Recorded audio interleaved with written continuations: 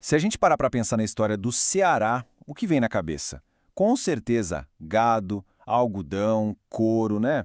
Mas e se eu dissesse que por um momento bem curto e caótico lá no século XVIII, o sertão cearense viveu uma verdadeira corrida do ouro? Pois é, vamos mergulhar nessa história que é surpreendente e quase ninguém conhece. Fica aí a pergunta que muda um pouco o que a gente aprende na escola, né? A história oficial do Brasil colonial sempre foca em Minas Gerais como o grande polo do ouro, só que olha só, os documentos daquela época contam uma outra história, um capítulo meio secreto que aconteceu lá no Cariri. E aqui a gente vê o contraste. De um lado, a realidade do Ceará, uma terra de pecuária, de agricultura de subsistência. Do outro, o grande sonho de Portugal na colônia, achar ouro. Ouro significava riqueza imediata, poder. E foi justamente o choque entre esses dois mundos que deu o pontapé inicial para tudo isso. E tudo começou como as melhores histórias, com um rumor. Sabe aquela informação que vai passando de boca em boca, chega nos ouvidos certos e pronto, acende a faísca da cobiça.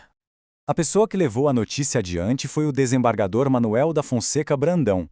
Imagina a cena, ele está viajando ali pela região dos Cariris Novos e acha que viu sinais claros de que ali tinha minas de ouro, e muito ouro.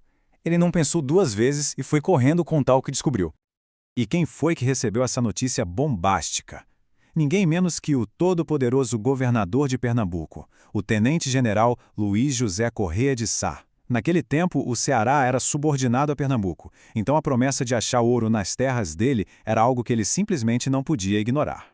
E o que fez toda a diferença é que o rumor não era vago.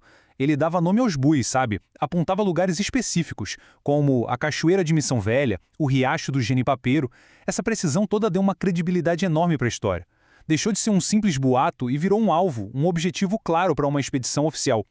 E aí, com o ok do governador, o que era fofoca virou missão oficial.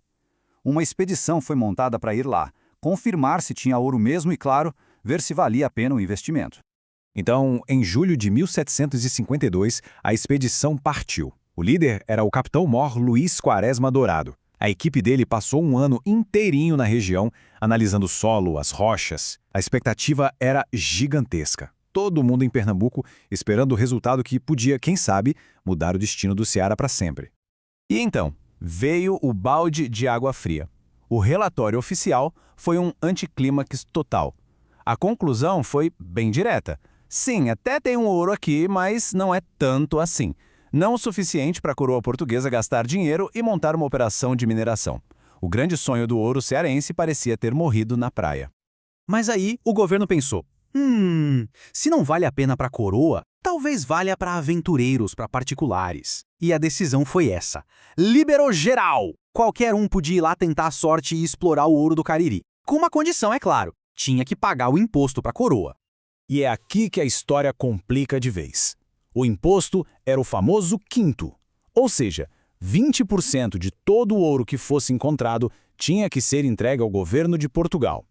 Esse imposto, que parecia uma solução, na verdade, se tornou a raiz de toda a confusão que estava por vir.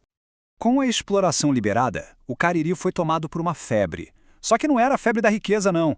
Era a febre do contrabando, da corrupção e, no fim das contas, do fracasso total. O fracasso veio por vários motivos. Primeiro, o ouro era realmente pouco. Segundo, o pouco que se achava, quase ninguém declarava, para não ter que pagar o imposto. O contrabando virou a regra. E, para piorar tudo, os próprios funcionários do governo que deviam fiscalizar estavam metidos até o pescoço nos esquemas.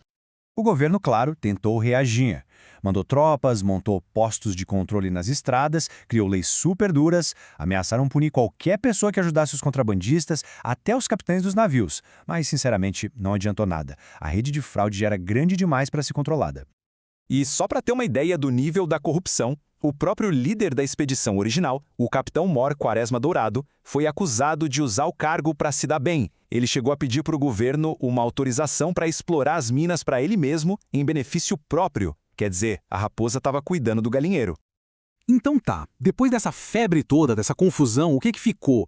Qual é o legado dessa corrida do ouro que quase ninguém nem lembra que existiu? No final das contas, a corrida do ouro no Cariri foi exatamente isso. Uma mini corrida. Um episódio super curto, intenso, que atraiu um monte de aventureiro, mas que não chegou nem perto do tamanho e da importância de Minas Gerais. A febre passou tão rápido quanto começou. Ninguém mais falava em ouro e a história do Ceará voltou para o seu curso normal. A do gado e do algodão. E isso tudo deixa a gente com uma pulga atrás da orelha, né? A história que a gente conhece é feita desses grandes eventos.